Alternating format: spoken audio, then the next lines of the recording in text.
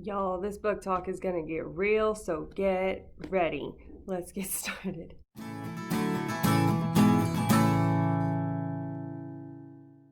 Hi there, it is Caitlin Miller, your teen librarian from Hewitt Public Library, and I have another book talk for you guys today. We are going to talk about a nonfiction book. We have a fairly diverse nonfiction section. Nonfiction is a great place to go if you want to learn how to do things, how to make things, if you want to learn more about certain things. Also, our nonfiction section houses our poetry. In the Dewey Decimal System, poetry is usually around 811, so that's where you would go if you want to look for poetry. But we have several books that are poetry, and I'm going to share one of them with you today. It is called Shout by Laurie Halse Anderson. Shout is a collection of poems. A lot of them are organized in a fairly chronological manner to almost become a novel in verse, but it is nonfiction, and these are a collection of poems by Laurie Halse Anderson, and they describe a lot of her adolescence, her upbringing, and aftermath of when she wrote this very well-known book called Speak, and she talks about that book Speak.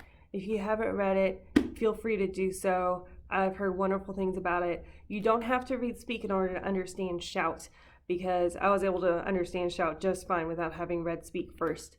However, I will say a turning point and the huge basis of this book and for Speak is a sexual assault. Laurie Halse Anderson was sexually assaulted when she was very young. Obviously, sexual assault is a very big deal, and it really transformed her life. She does talk about in this book other things that has happened to her, things with her family and time she spent overseas, but this is a big topic. Sexual assault is a big topic in this book, and she talks about her pain and how she ended up recovering from it, if one can recover fully, how she wrote Speak, which is another book about sexual assault. That is a fiction novel, and how that has been received by people, good and bad. A lot of the poems in here are just kind of how she feels and how other people feel regarding this subject.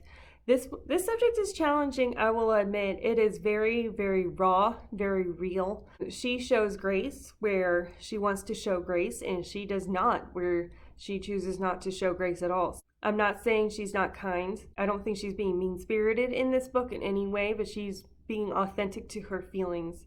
And I think this is a powerful book to read because there is no victim shaming in this. Absolutely none, which is very, very important. And it's very eye-opening too. It's definitely worth reading. I'm not going to say it's an easy read because this is not a happy-go-lucky, fluffy read.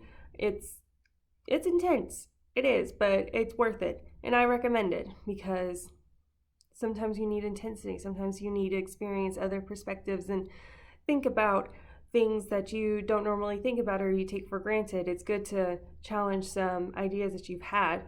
Even if it doesn't necessarily change your mind in some ways, it's good to just be challenged that if anything, it'll help you become more firm in the beliefs you have, or it will open your mind to different options and opportunities. It's good discussion to be had for sure. Anyway, this is a book I like to recommend to people. Also, it's a good chance to just experience poetry and the power that poetry can have, and what the freedom you can experience in writing poetry. You can get some things across that you can't get across in prose. So there's something beautiful about poetry itself. And I forget this because I tend to read fiction books all the time, but every once in a while a good book of poetry really helps awaken parts of my imagination and my emotions that I don't normally get to when I'm just reading prose. And so poetry books are good for you. This is the book I wanted to talk to you about today. I hope you enjoy it, or I hope you read it. Let's put it that way. I hope you read it, and I hope you get meaning out of it. And hopefully I'll see you guys soon. We may or may not be on a track to reopening very, very soon.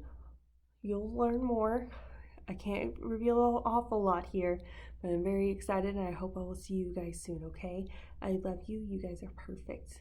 Bye.